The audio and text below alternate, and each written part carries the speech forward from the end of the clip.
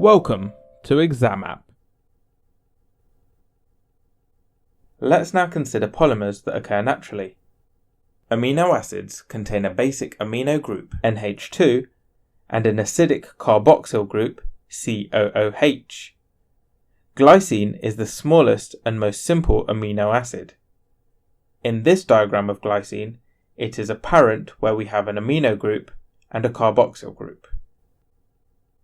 Via condensation polymerization, polymers of amino acids can form, known as polypeptides. The amino group of an amino acid can react with the acid group of another, and so on, to form a polymer chain.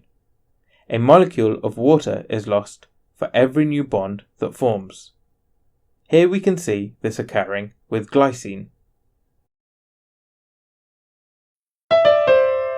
Find more tutorials, revision and quizzes at examapp.co.uk.